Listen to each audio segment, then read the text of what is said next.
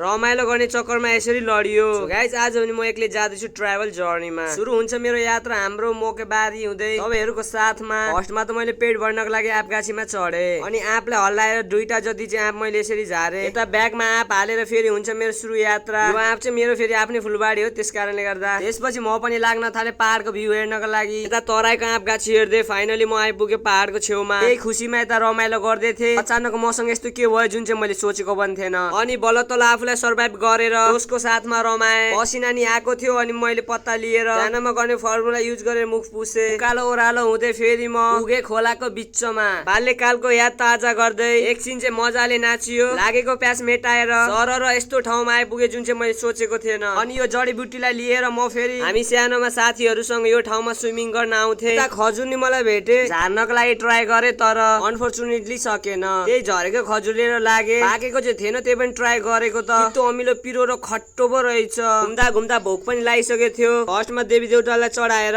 एकपछि अर्को गर्दै आँप मैले काटे। दुईटा बनानालाई नि रेडी पारे। फेरि एकचोटी भगवानको नाम लिएर ढोकियो। लागेको भोक मेटाउँदै मजाले पेट भरि खाइयो अनि टन्न भएर त्यसपछि हात मुख धोएर पानी पनि खाइयो। अनि ब्याग स्याग रेडी गरेर फेरि म जडीबुटी लिँदै लाग्न थाले ब्याक टु होम। आजको मेरो ट्राभल जर्नी चाहिँ एकदमै रमाइलो र बाल्यकालको याद चाहिँ एकदमै आयो। के गर्नु भएको साथीभाइहरु पनि आफ्नो कर्तव्य निभाउन विदेशतिरै छन्। एनीवे गाइस तपाईलाई चाहिँ भिडियो के कस्तो लागे कमेन्ट गर्न होला। नेक्स्ट भिडियोमा भेट्ने छौं।